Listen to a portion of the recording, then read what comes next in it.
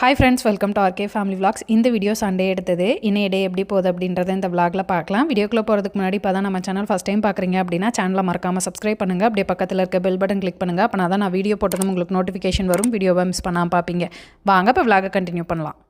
இன்றைக்கி சண்டே அப்படின்றனால லேட்டாக ஒரு 8:30க்கு மேலே தான் எந்திரிச்சேன். இன்றைக்கி எனக்கு ரெஸ்ட்டு தான், நான் எங்கேயும் போகிறதில்ல, வீட்டில் தான் அப்படின்றனால லேட்டாக எந்திரிச்சேன். எந்திரிச்சதும் எனக்கு ஒரு டீ வச்சிடலாம் அப்படின்னு சொல்லிட்டு போட்டுட்ருக்கேன்.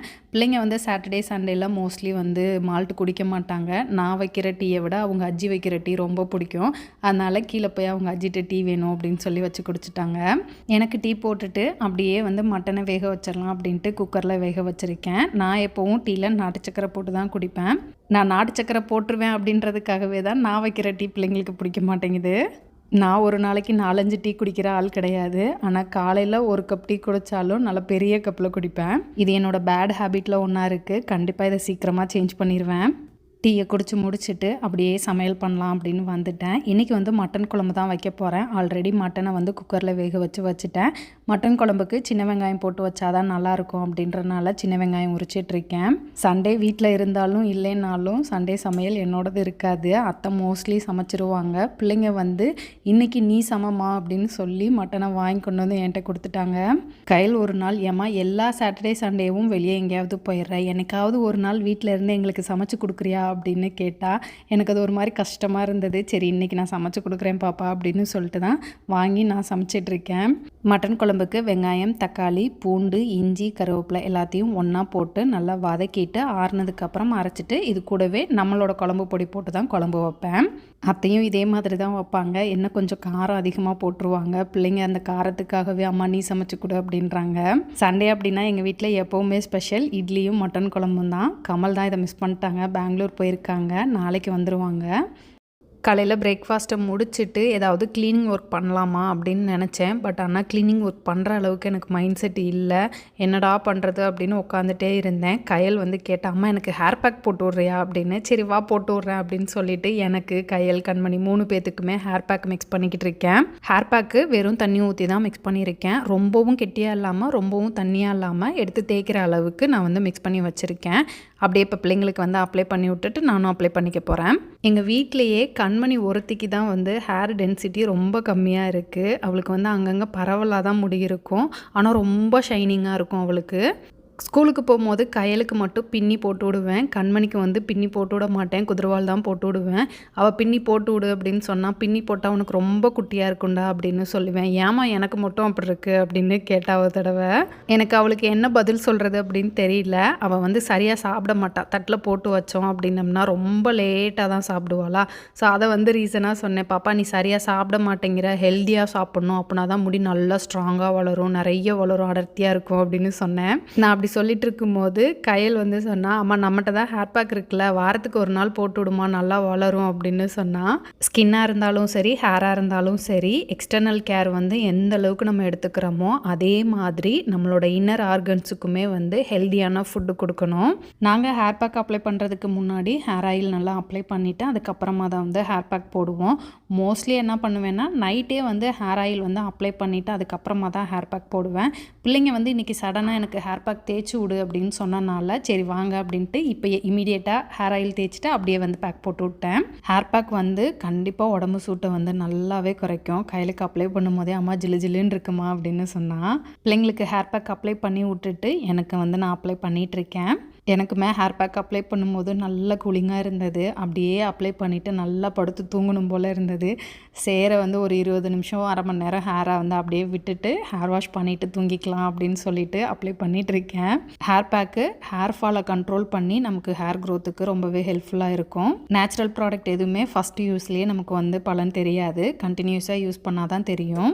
ஹேர் பேக் அப்ளை பண்ணிவிட்டு சோஃபாவில் உட்காந்துருந்தேன். தூக்கமாக வந்துச்சு. அப்படியே சாஞ்சோம்னா சோஃபா நாறிடும் அப்படின்னு சொல்லிட்டு எந்திரிச்சு வேலையை பார்க்கலாம் அப்படின்னு சொல்லிட்டு பார்த்துட்ருக்கேன். காலையில் சமைச்சது சிங்கில் பாத்திரம் குமிஞ்சு கிடந்தது. சரி அப்படியே கையோட க்ளீன் பண்ணிடலாம் அப்படின்ட்டு க்ளீன் பண்ணிகிட்ருக்கேன். பாத்திரத்தை க்ளீன் பண்ணிவிட்டு அடுப்பில் வந்து மதியம் லஞ்சுக்கு ரைஸ் மட்டும் வச்சுக்கலாம் அப்படின்னு சொல்லிட்டு ரைஸ் வச்சுருக்கேன். பாத்திரத்தை விளக்கி முடிச்சுட்டு பிள்ளைங்களுக்கு வந்து தலை குளிப்பாட்டி விட்டுட்டு அதுக்கப்புறமா நானும் குளிக்கணும். ரெஃப்ரெஷ் ஆகிட்டு வந்துட்டு மதியம் லஞ்சு சாப்பிட்டுட்ருக்கோம். சாப்பிட்டுட்டு நல்ல தூங்கிட்டேன். நல்லா தூங்கிட்டு ஒரு 5 மணி போல் தான் எந்திரிச்சேன். லைட்டாக தலைவலிக்கிற மாதிரி இருந்தது. ஒரு டீயை வச்சு குடிச்சிடலாம் அப்படின்னு சொல்லிட்டு டீயை போட்டுட்டு வெளியே வந்து வேடிக்கை பார்த்துட்டே குடிச்சிட்டு இருந்தேன். எனக்கு தெரிஞ்சு ரொம்ப நாள் கழித்து ஒரு சண்டே வீட்டில் ரொம்ப ரிலாக்ஸாக பெருசாக எந்த வேலையும் பார்க்காம ஜாலியாக போச்சு. இன்றைக்கி காலையிலேருந்து எந்த க்ளீனிங் ஒர்க்கும் பண்ணக்கூடாது, நல்லா ரெஸ்ட் எடுப்போம், ரிலாக்ஸாக இருப்போம் அப்படின்னு தான் நினச்சிட்டு இருந்தேன். ஈவினிங்க்கு மேலே என்னமோ தெரில, ஒரு மாதிரி சோகமாக ரொம்ப அமைதியாக உட்காந்துருந்த மாதிரி இருந்தது. ஐயோ இப்படியே உட்காந்துருக்கக்கூடாது அப்படின்னு சொல்லிட்டு தான் இறங்கிட்டேன். சரி நம்ம கபோர்டை வந்து அரேஞ்ச் பண்ணுவோம் அப்படின்னு சொல்லி. நீங்களும் கண்டிப்பாக இதை ட்ரை பண்ணி பாருங்கள். ஏதாவது ஒரு விஷயம் உங்கள் மண்டைக்குள்ளே வந்து ஓடிட்டுருக்கு, அந்த விஷயம் உங்களை பாதர் பண்ணுது, எந்த வேலையும் செய்ய விட மாட்டேங்குது, அந்த மாதிரி விஷயமா இருந்தது அப்படின்னா உங்களுக்கு வேலை செய்கிறதுக்கு கஷ்டமாக தான் இருக்கும்.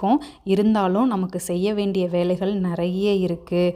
நம்ம ஏன் இதை பற்றி யோசிக்கணும், நம்ம வேலையில் ஃபோக்கஸ் பண்ணுவோம் அப்படின்னு சொல்லிட்டு நீங்கள் வேலையை இழுத்து போட்டு செய்ய ஆரம்பிச்சிட்டிங்க அப்படின்னா உங்களுக்கு அந்த வேலைகளில் ஃபோக்கஸ் பண்ணும்போது அந்த பிரச்சனை ஆட்டோமேட்டிக்காக மறந்து போயிடும்.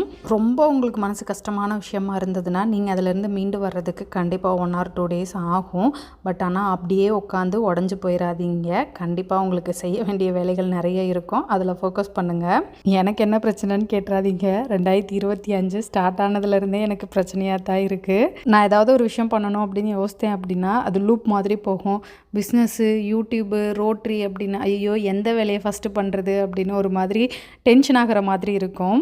அப்படி டென்ஷன் ஆகிட்டேன் அப்படின்னம்னா எந்த வேலையுமே உருப்படியாக பண்ண முடியாமல் போயிடும்.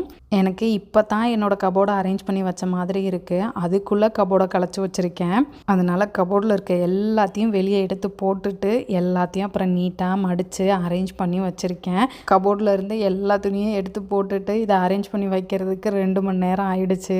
என்னோடய சுடிதார்ஸ் எல்லாத்தையும் ஓரளவுக்கு நீட்டாக அரேஞ்ச் பண்ணி வச்சுட்டேன். நான் அரேஞ்ச் பண்ணாத ஒன்றே ஒன்று என்னோடய ஒர்க் அவுட் பண்ணுற டிஷர்ட்டு, ட்ராக் பேண்ட்டு அது எல்லாமே வந்து அப்படியே கிடக்குது. அது இன்னொரு நாள் தான் எடுத்து வைக்கணும். பிள்ளைங்க பசிக்குது அப்படின்னாங்க, அவங்களுக்கு டின்னர் செஞ்சு கொடுக்கணும். பிள்ளைங்களுக்கு டின்னர் ரெடி பண்ணி கொடுத்துட்டு அப்படியே என்னோடய சுடிதார்ஸ் எல்லாத்தையும் அயர்ன் பண்ணிகிட்ருக்கேன். கபோர்டை அரேஞ்ச் பண்ணும்போது தான் பார்த்தேன் என்கிட்ட நிறைய காட்டன் சுடிதார்ஸ் இருக்குது. அது எல்லாமே அயர்ன் பண்ணாமல் இருந்தது. முன்னெல்லாம் அயர்ன் பண்ணாமல் தான் போட்டுட்ருந்தேன். இப்போல்லாம் நிறைய வெளியே போகிறோம் வரோம் அப்படின்றனால அயர்ன் பண்ணாமல் போட்டோம்னா நல்லா இருக்காது அப்படின்னு சொல்லிட்டு அயர்ன் பண்ணுறேன். இன்றைக்கே ஒரே நாளில் எல்லாத்தையும் அயர்ன் பண்ண முடியாது அப்படின்றனால கொஞ்சம் கொஞ்சமாக தான் அயர்ன் பண்ணுறேன். முடிஞ்ச வரைக்கும் 2, 3 அந்த மாதிரி அயர்ன் பண்ணலான்னு. மொத்தமாக ஒரே நாளில் அயர்ன் பண்ணி வைக்க முடியாது. இப்போ நாளைக்கு ஏதாவது ட்ரெஸ் போட போகிறேன் அப்படின்னா அதை மொதல் நாள் நைட்டு அயர்ன் பண்ணி வைக்கலாம். அப்படி இல்லாட்டி போடுறதுக்கு ஒரு 10 நிமிஷத்துக்கு முன்னாடி அயர்ன் பண்ணிக்கிட்டு கூட போட்டுக்கலாம் அப்படின்னு நினச்சிருக்கேன்.